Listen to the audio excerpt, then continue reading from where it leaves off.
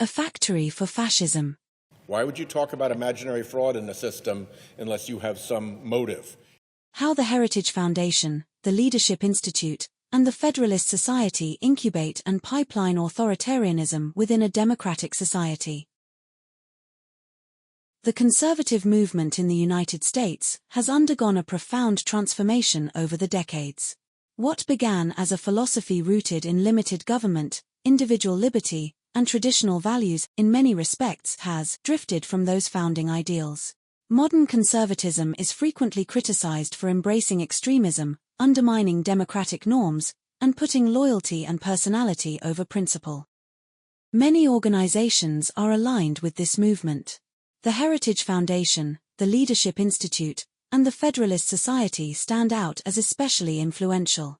These various conservative groups, and others, are shaping policy, nurturing political talent, and stacking the federal courts for years to come.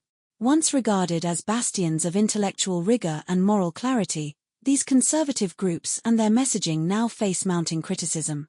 These institutions and foundations have evolved into what some critics describe as a pipeline for authoritarianism. For the sake of clarity, let us envision the conservative pipeline and its key institutions as a three-sided cycle, or a kind of power triangle. At the top of this triangle sit the values and core messages of the movement. These ideas, rooted or not in conservative philosophy, are considered paramount. The institutions exist to carry the message crafted in think tanks, to the training centers that translate those ideas for public consumption, and finally to the legal societies that work to embed these values into law and policy. The purpose of this discussion is to explore how these conservative organizations collaborate, in a cycle, to shape public policy and exert ideological influence. From its inception, in 1973, the Heritage Foundation broke from traditional Republican think tanks in at least one significant way. It blended extreme religious ideology with economic and political agendas. In the view of many, this created a fascistic or toxic mix for American democracy. What most people fail to realize is that a network of extremist groups has stood behind the Heritage Foundation from its beginning. Because many of the Heritage Foundation's ideas are deeply unpopular, its wealthy donors must spend significant sums of dark money to repackage and spin their ideas for the public. Throughout the 1970s, many of these radical views remained confined to the intellectual circles of the Heritage Foundation. Without a mechanism to train conservatives to effectively communicate these ideas, they had little mainstream reach. That changed in 1979 with the founding of the Leadership Institute, created in part to help Ronald Reagan win the 1980 election. The Leadership Institute's mission has been to identify and train political and media talent capable of promoting and popularizing the policies developed at Heritage.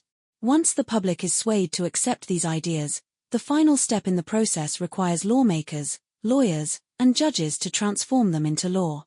In this way, the conservative movement ensures that its ideological agenda, once fringe, becomes codified in American governance.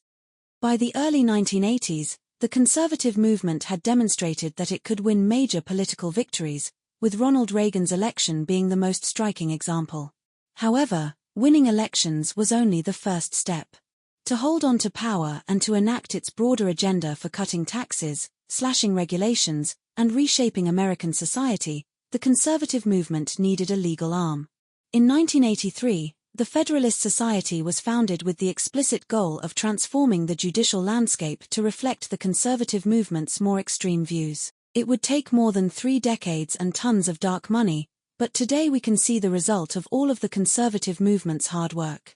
To better understand how the conservative movement manufactures a message into a perceived crisis and eventually law, we can examine the issue of voter fraud, its history, and how it has become so exaggerated in today's politics. By looking at the history of the voter integrity issue, we can see how the narrative about illegal immigrants voting was engineered to incite public panic, and how that panic has been leveraged to pressure lawmakers into passing voter suppression laws.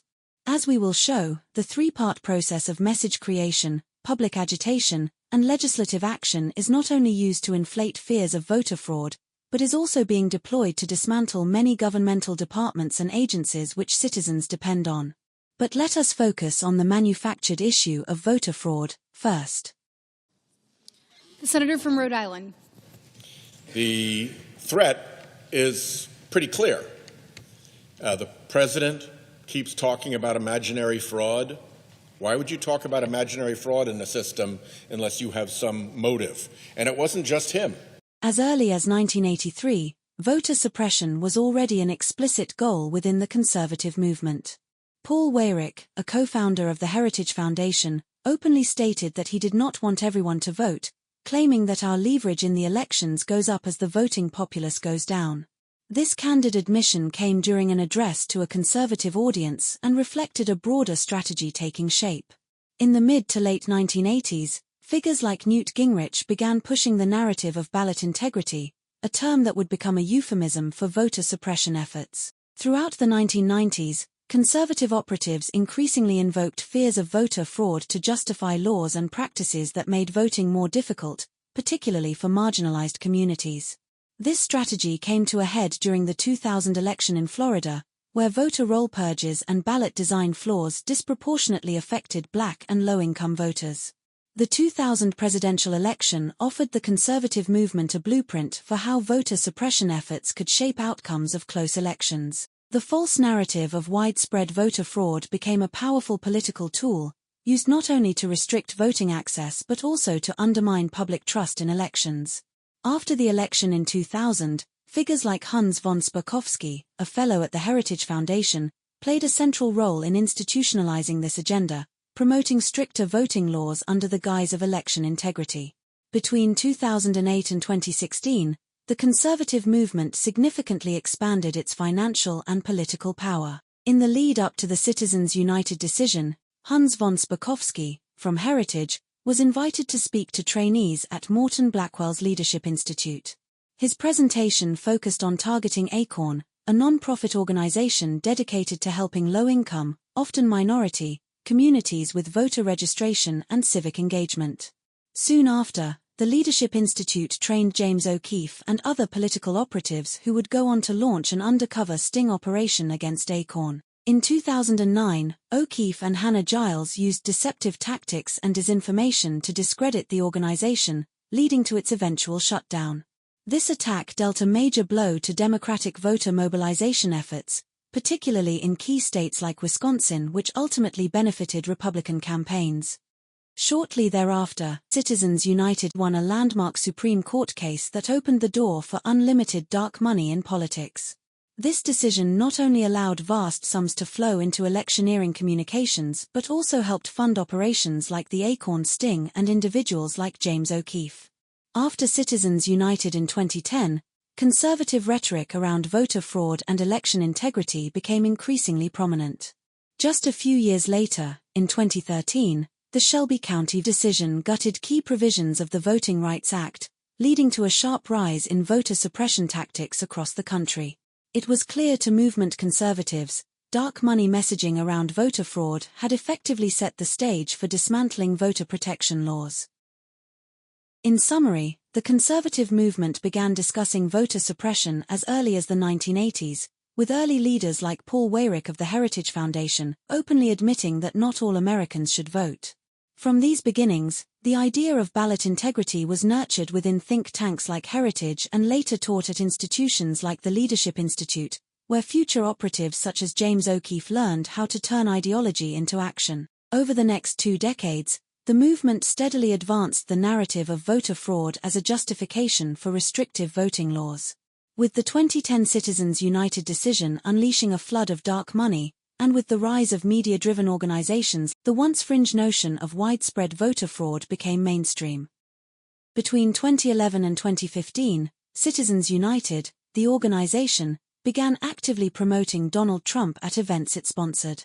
By the time Trump announced his candidacy in 2015, the groundwork had been laid for a new phase of conservative strategy, one that would blend dark money, media spectacle, and voter suppression into a campaign style reminiscent of authoritarian regimes than democratic traditions.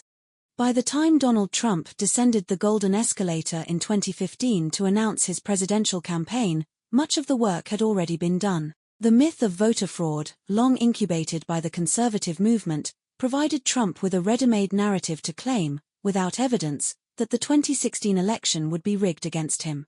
Without the infrastructure built by the conservative movement, a pipeline of think tanks, training institutes, media operatives, and legal strategies, it's unlikely Trump would have had the platform or political momentum to come close to the Oval Office.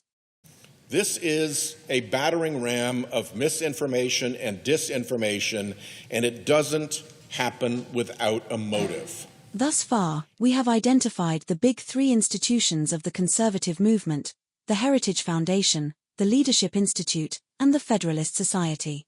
We have discussed how they coordinate to pipeline extreme ideologies into public policy. We explored how this political factory manufactured false claims of voter fraud to justify and pass voter suppression laws.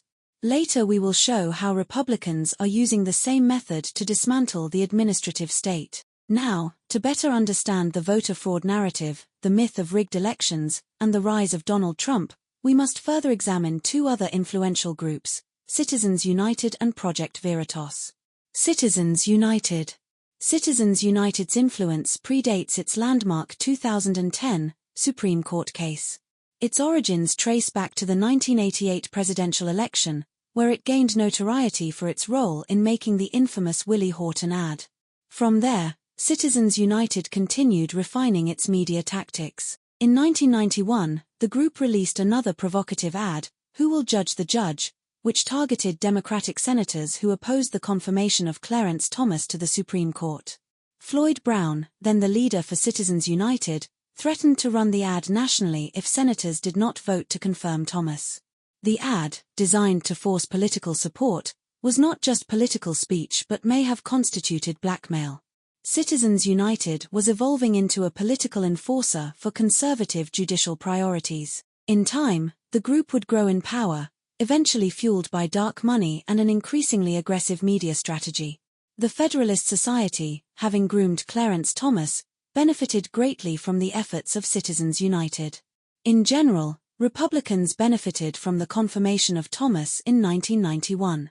Thomas would return the favor in 2010 when he ruled in support of Citizens United in the landmark case against the FEC. However, the real payoff came in 2017 with the confirmation of 3 Federalist Society justices to the Supreme Court. This brings us to a serious ethical dilemma. If Clarence Thomas's confirmation was aided by Citizens United in 1991, how was it not a conflict of interest when he voted in favor of the group in its 2010 Supreme Court case? Thomas did not recuse himself from a case involving a group with direct ties to his appointment. Was he not, in effect, voting to empower the very forces that had helped put him on the bench? Citizens United and the Federalist Society would become key players in reshaping the Supreme Court and in promoting Donald Trump's candidacy in 2016. Not only would Trump promise to support the Federalist Society's SCOTUS picks, but he would also echo the conservative movement's claims of voter fraud.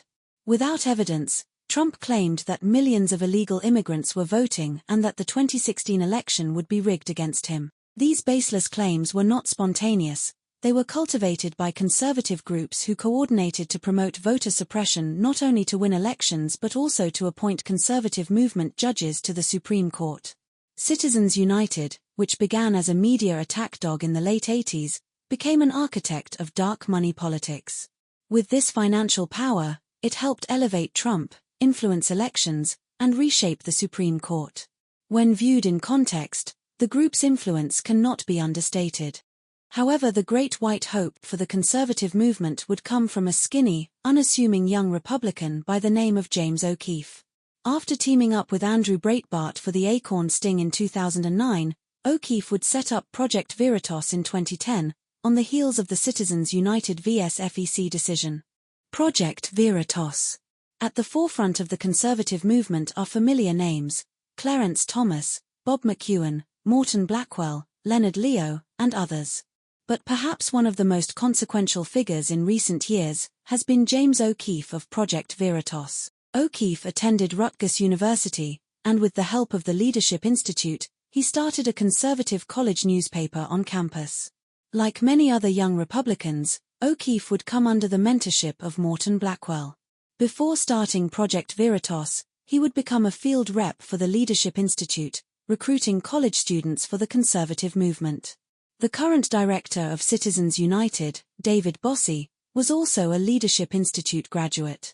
He would go on to work for the Leadership Institute as a field rep and trainer before heading up Citizens United. Perhaps the conservative movement's real power is in training and placing young Republicans into various jobs within the constellation of front groups and media outlets that make up the conservative movement. The Heritage Foundation's Project 2025 is deeply dependent on the training and job placement services that the Leadership Institute provides. In this way, individuals like James O'Keefe of Project Veritas and David Bossie of Citizens United can coordinate to advance the goals of the conservative movement. A major goal of the conservative movement has been to manufacture the myth around voter fraud in order to pass voter suppression laws. This critical objective was developed by Heritage, taught at the Leadership Institute and implemented by O'Keefe and Project Veritas. From 2009 to 2016, in service of the conservative movement's goal of voter suppression, O'Keefe produced a series of deceptive and frequently debunked videos alleging voter fraud. These videos served as propaganda that aligned closely with the larger goals of the conservative movement and Donald Trump's eventual campaign narrative. In fact, O'Keefe worked with the Trump campaign to amplify the rigged election message, which many conservatives credit as a key factor in Trump's 2016 victory. In fact, Rigging the Election, produced by Project Veritas, was released 2 days before the third presidential debate in 2016. Rigging the election was intended to help Trump defeat Hillary in the last debate before Election Day. O'Keefe was also giving Trump news to cite in order to drive his message about voter fraud and rigged elections home. And just like the slogan, "Make America Great Again," the voter fraud issue was not original to Trump, even though he likes to claim them as his. The truth is, Donald Trump has been a great influencer of bad ideas that are thought up at the Heritage Foundation, and developed by conservative movement front groups. Perhaps Trump is just a paid influencer for the conservative movement, one who was willing to do what no other presidential candidate was ever willing to do. Maybe Trump, the salesman, was simply the guy willing to stoop lower than any other presidential candidate in modern political history, to cry rigged election, and to stoke and exploit violence for political gain. The 5 conservative front groups we have examined evolved over time to serve specific roles within the broader conservative agenda. The Heritage Foundation was the first major organization of the New Right, followed by the Leadership Institute and then the Federalist Society. These groups, in turn, helped spawn or incubate others, such as Citizens United, which has worked in tandem with the Federalist Society to achieve long-term judicial goals. Project Veritas and the Leadership Institute, meanwhile, have collaborated to convince the public of widespread voter fraud. If the claims of voter fraud promoted by these conservative groups were actually designed to suppress voting, helping candidates like Trump gain power so they could appoint judges groomed by the conservative legal movement, then the real fraud isn't bottom-up, but top-down. Conclusion. In summary, this discussion, A Factory for Fraud or Fascism, explores the coordinated efforts of certain individuals and organizations to channel authoritarian ideologies into public policy. Central to this analysis is a 3-step process: the deployment of ideological messaging, the manufacturing of public crises, and the subsequent manipulation of the legal system. These tactics have been employed to undermine public trust in electoral integrity and democracy itself. The conservative movement is using this process to discredit and dismantle essential government institutions such as the Social Security Administration, SSA, the Department of Health and Human Services, DHHS, the Department of Education, and others. These actions are intended to neutralize the power of the federal government to regulate various industries and to enforce civil rights, capabilities on which millions of Americans depend. Organizations such as the Heritage Foundation, the Leadership Institute, the Federalist Society, Citizens United, and Project Veritas form an interconnected network that, if proven to be operating with criminal intent, may constitute a criminal conspiracy. These groups demonstrate signs of ideological extremism and, taken together, represent a serious threat to democratic governance and an open society. While closely aligned with the Trump campaign and administration, their influence extends more broadly across the conservative movement. The individuals and institutions involved appear to have misled the public by shaping congressional hearings and legal proceedings around false claims of election fraud, claims often circulated and validated by figures within the same political ecosystem. Many of these actors were trained in the same ideological institutions, creating a closed-loop system where those making accusations are often closely connected to those adjudicating them. This dynamic raises significant questions about legitimacy and legality. Furthermore, there is growing concern that these groups have manipulated the judicial appointment process through unethical means such as deception and coercion. If left unchecked, this authoritarian pipeline could result in the collapse of American democracy. The potential for figures like Donald Trump or J.D. Vance to declare a national emergency and circumvent democratic institutions, such as by shutting down Congress, should not be dismissed lightly. Historically, this is how authoritarian regimes consolidate power. The path to resisting such a trajectory lies in the rule of law and a renewed commitment to democratic norms. The civil rights movement was propelled by progressive populism, and a similar wave of civic engagement may be necessary once again to protect democratic governance. Critical to this defense is the need to examine the role of dark money in politics. The misuse of non-profit organizations, which are intended to promote social welfare, must be scrutinized for their potential role in eroding democratic structures. These organizations should be subject to greater transparency and regulation, and dissolved if found to be acting in bad faith. The behavior of many individuals affiliated with this network suggests a recurring pattern of misconduct. This appears not as isolated corruption, but as a broad, organized campaign by extremist elements who sometimes openly advocate for oligarchic or even monarchical alternatives to democracy. The urgent question is no longer whether such a threat exists, but rather, how has it been allowed to persist for so long, and when will civil society and the rule of law rise to meet it?